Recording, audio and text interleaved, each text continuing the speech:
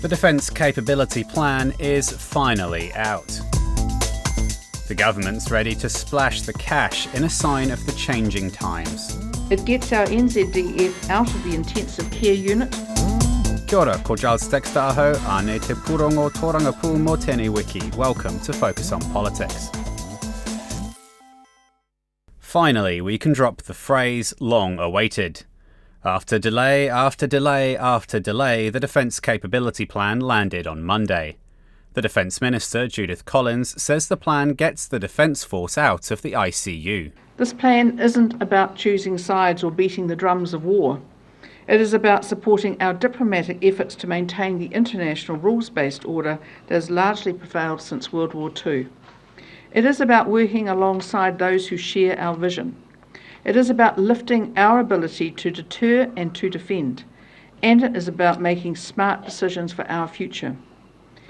Because when missions are being launched and guns fired in situations that affect New Zealand's national interests, who do we ask to step up? And here at home, when the floodwaters are rising, who do we look to help? We ask the men and women of our Defence Force, and they do it every time without hesitation. And it is only right that they have the people, the equipment and support to do what we ask them to do time and time again. We need to have our eyes firmly on the horizon to secure our future prosperity and security, because without national security, there is no economic security. We need our Defence Force to be increasingly combat capable, interoperable with our partners, and able to act as a force multiplier with Australia. It was always going to be big. The government has been saying for a long time now that New Zealand is no longer in a benign strategic environment, and the expenditure needed to reflect that. The presence of Chinese warships in the Tasman earlier this year a timely but coincidental reminder that little old New Zealand can no longer think it's small enough or far away enough to keep its head in the sand. For too long, the people we rely on when times are tough have been at the mercy of stop-start investment, and this boom and bust cycle must stop. Defence is not something that can be mothballed until we need it. Because when the chips are down, you need a force that is ready and equipped to do whatever it is asked of it, and it needs to be able to do it immediately. So distance certainly is no longer any protection for New Zealand. Not when we have an intercontinental ballistic missile launched in the South Pacific. Not when ships with enormous strike power come into our backyard. Last week, the RNZ Reid Research poll showed 50.3% of people want New Zealand to increase its defence spending. Professor David Cappy, the Director of Strategic Studies at Victoria University, says the delays to the plan were mostly political, but New Zealanders have become increasingly aware of the challenging strategic situation. Late last year, Minister Collins said something about how there was work on the Defence Capability Plan. One of the reasons it was being sort of prolonged was because of the ballistic missile test into the Pacific. I'm not sure that really is too persuasive. I think there were probably political reasons that held up the plan, but there's absolutely no doubt, I think, for the New Zealand public, the deployment of that task force, the fact that there was a live fire exercise, that it caused diversion of aircraft in the Tasman, as well as just the general contribution to the uncertainty in the Pacific with the China Cook Islands arrangements. I think that really it fed into a process that was already ongoing, I think, in that New Zealanders were realising that actually we're living in a more challenging world, and actually our near abroad is also becoming part of that more uncertain environment. So I think politically it was probably very useful for the government to have that flotilla and that live firing exercise. The plan is broken down into near-term indicative investments, those that are more urgent or easier to procure, and future investments. It sets out $12 billion of spending over the next 4 years. $9 billion of that is new money. Just over a quarter is going into the maritime space, including replacing the helicopters and repairing the Anzac frigates. Tamana and Takaha are getting on a bit, but there's life in them yet. Rather than replace them in the first 4 years, they'll get a spruce up to buy them more time, at least until the early 2030s. There was no plan to replace the Manawanui, which currently sits at the bottom of the ocean. But there is a plan to replace the 757s, yes, the ones that keep breaking down. And there's something called Enhanced Strike Capabilities. Translation: missiles. The plan also sets a goal to take New Zealand's proportion of defence spending to 2% of GDP over the next 8 years, which will find favour with the US, which has been pressuring NATO allies to reach such a target. Waikato University law professor Alexander Gillespie says it's an acceptance the world is changing. I think we've joined the arms race, and we've avoided doing it for quite some time, but there's been a lot of pressure on us to increase the amount of money that we spend. The commitment of at least 2% within a given time frame of 8 years will put us in good favour with our friends and allies. But so far it's all just estimates and indicative costs. Every investment will need to go through a business case, and there's still questions around how exactly the government will pay for them. The capability plan is essentially a wish list, and the exact breakdown of the costs won't be revealed until next month's budget. But Judith Collins says there'll be more interoperability with Australia, New Zealand's only formal ally, when it comes to procurement and deployment. We've been very realistic about what we can procure. So we've also been working quite closely with the Australian Defence Force as well around procurement. So we know that when we work together, we can often get a benefit from that, as they do from us too. But it's, I think we are not worried about it. We are certainly always aware of the fact that sometimes it takes a long time to get big capital items actually in New Zealand. But that's why we've done it over a particular period of time. If you look at the defence capability plans that have already been rolled out by some much bigger countries with much deeper pockets than ours, we're pretty much at the back of the queue at this point to a certain extent. Well, I don't know that we'd say that. I actually think that there's a lot of countries that we most associate with in defence are very welcoming of us stepping up and sharing some of the burden of defence. And my experience has been they're wanting to help us to make sure that we are not at the back of the track. Just because we're a small buyer compared to many doesn't mean to say we're not significant. The plan highlights not just the development of a more greatly integrated ANZAC force, but an enhanced ANZUS alliance. New Zealand may be trying to find favour with an increasingly erratic US administration as it turns the trade war threats on and off on a whim. But the government was at pains to emphasise New Zealand's independent foreign policy remains independent. The reason we're an ally with Australia and they are an ally with us is because of ANZUS. So I think people need to get over themselves and realise that we're not playing tiddlywinks here. It's a tough world out there, and the Australians are our best friends, and we need to get on with it. David Cappy says it's a realistic plan, and while partners will be pleased at the assessment of the strategic environment, they'll be watching closely to see how the plan is followed through.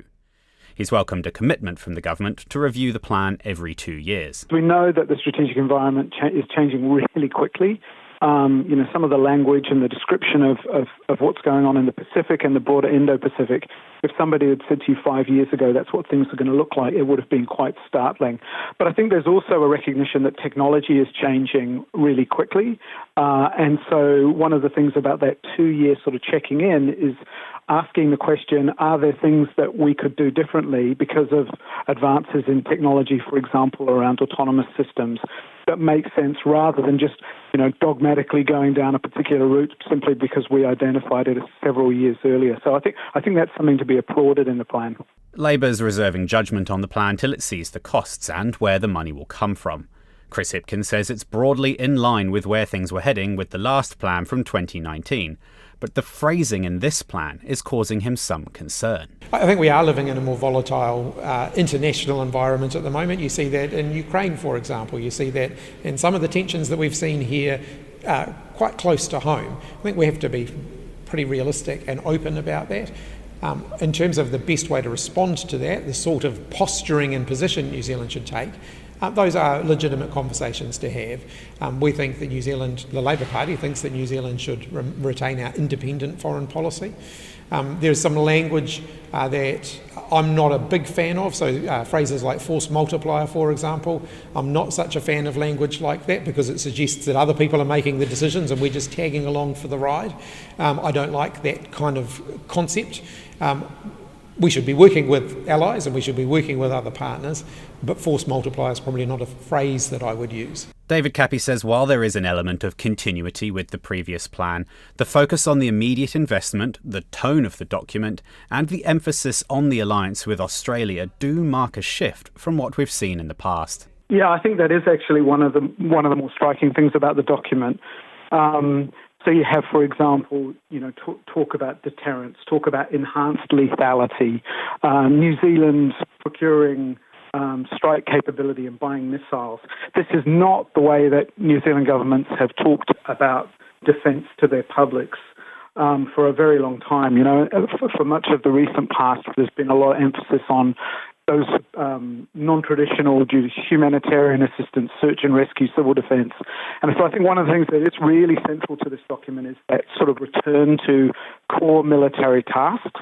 And I think that's partly about signalling a sense of the challenge that the government sees out there in the strategic environment. And I think it's also a signal to partners that we see how we share how they see some, especially Australia, how they see some of the changes in the strategic environment, and we understand why they're concerned about them. And there is a risk the plan ruffles some feathers close to home. In September, Pacific nations will gather to consider declaring the region an ocean of peace.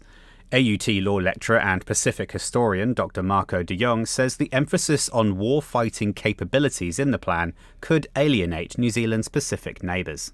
It's clear that geostrategic competition and a kind of securitized or instrumental approach to regionalism is distracting from Pacific nations' own priorities and their notions of security, which are based on human development, climate action, and say disarmament, historically nuclear disarmament.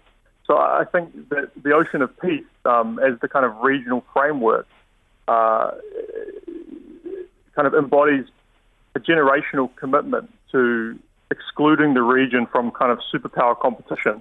So I think the BCP can be read one of two ways.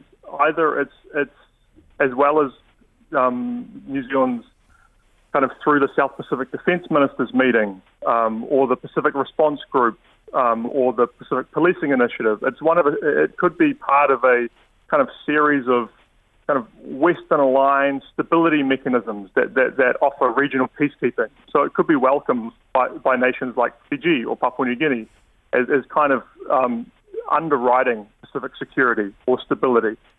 Or for those nations that don't have a military force, like Tuvalu or Samoa, or say the Cook Islands, it could be seen as going against this kind of other kind of Pacific solidarity and commitment to peacekeeping, like say with the Treaty of Rarotonga or the Katawa or Boy declarations, which focus the region on its own collective security and an expanded notion of security. So that would say that kind of notion would go against the investment in warfighting capabilities that we're seeing. So I think it could be read one of two ways. He says while the coalition is downplaying any potential criticism it's contributing to the militarisation of the region, there's a risk an increasingly assertive New Zealand may not align with Pacific priorities. Pacific nations are clear that they're friends to all, enemies to none. So although the post-cabinet press conference was very keen to say that this is not about beating the drums of war or picking sides, if you read the report and the types of capabilities that are being described in the interoperability with key partners and under AUKUS and interoperability with AUKUS under it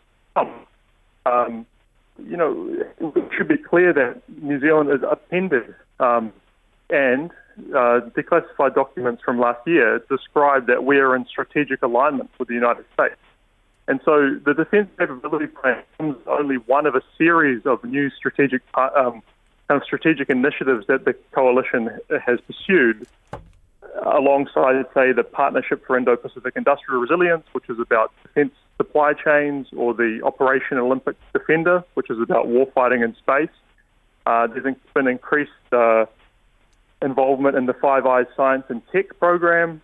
There's been cooperation on advanced capabilities as part of NATO's Indo-Pacific 4 grouping, and then now talk of an enhanced ANZUS and integration as an ANZAC force. This kind of strategic alignment is, I think, potentially increasingly risky as, you have increased unreliability in the United States, and the US is turning out to be, for Australia especially, an increasingly unreliable and demanding ally. So I think that's kind of the other part of this. It's though the coalition has been keen to downplay its potential involvement in AUKUS, it's joined a series of expanded strategic partnerships to the same end. Timely, then, as the Foreign Minister takes a delegation to Tonga, Vanuatu and Hawaii, which will include a visit to the United States Indo-Pacific Command. An immediate opportunity for the government to hear firsthand what friends and partners think of New Zealand's plan to increase defence spending to a level not seen since the end of the Cold War. That was Focus on Politics. I'm Giles Dexter. Thank you for joining us. Mā te wā.